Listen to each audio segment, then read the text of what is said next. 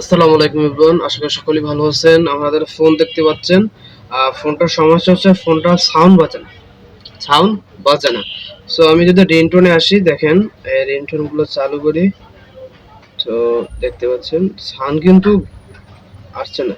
বিভিন্ন যদি ringtone click করি, এই কোনো সাউন্ড আসতেছে না।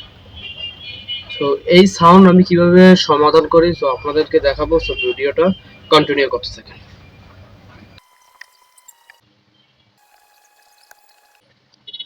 সো সো এখন দেখবো আমাদের যে স্পিকারটা রয়েছে, এই স্পিকারটা ভালো কিনা। যদি মাল্টিমিটার যদি ভিপ দেয় তাহলে বলতো আমার স্পিকারটা ভালো, আর যদি মাল্টিমিটার ভিপ না দেয় তাহলে বলতো স্পিকারটা খারাপ। ভিপ রেঞ্জ কিন্তু রেখে নিছি,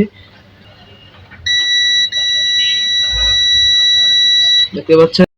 তো দেখতে পাচ্ছেন মাল্টিমিটার দু প্রান্ত যদি ধরি তাহলে কিন্তু ভিপ দিচ্ছে, তার মানে বোঝা যাচ্ছে স্পিকারটা ভালো। কিন্তু কেন সাউন্ড আসছে না দেখি তাহলে। স্পিকার লাইনে দেখতে পাচ্ছি কোনো জিআর বলে নয়, অর্থাৎ স্পিকার লাইনে কোনো মান নেই। আমি যদি বর্ণীয়তে আসি তাহলে দেখতে পাচ্ছেন বর্ণীয়তে এটা হলো সাববোর্ড বা লজিক বোর্ডের বর্ণীয় স্পিকার লাইনের।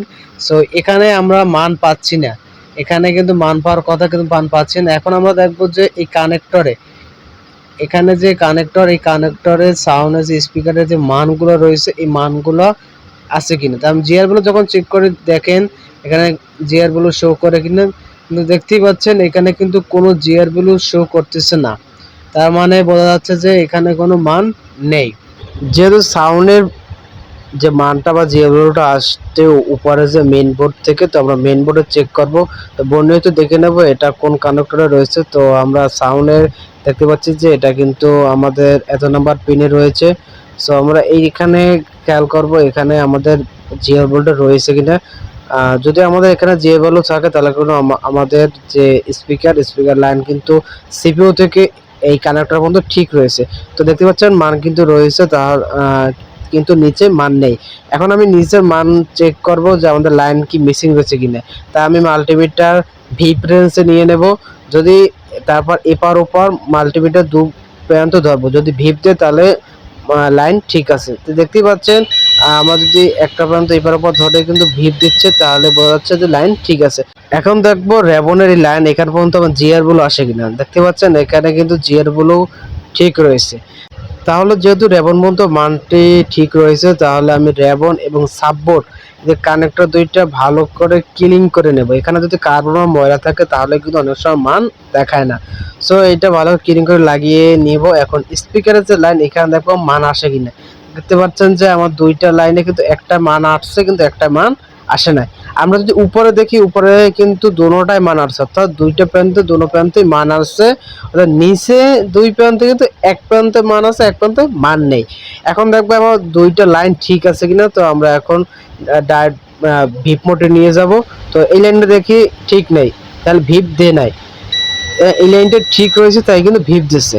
সো এই লাইনটা মিসিং তাই কিন্তু ভিপ দে নাই।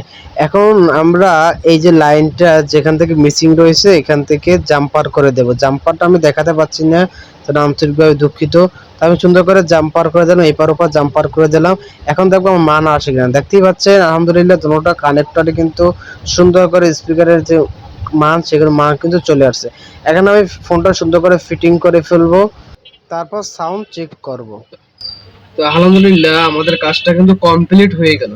এখন আমরা আমাদের স্পিকারের সমস্যাটা ছিল স্পিকার বাজে না, সেটা এখন চেক করব যে আমাদের স্পিকার এখন ঠিক আছে কিনা, যেহেতু আমাদের কাজ করা শেষ। তো আমাদের দেখতে পাচ্ছেন আমি কিন্তু রিংটোনে আসছি, দেখছেন রিংটোন কিন্তু বাজতেছে আলহামদুলিল্লাহ।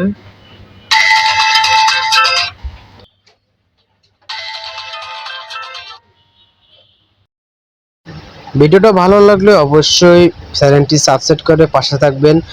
এরকম আরো ভিডিও পেতে অবশ্যই আমাকে সাপোর্ট দেবেন। সবাই ভালো থাকবেন। আসসালামু আলাইকুম।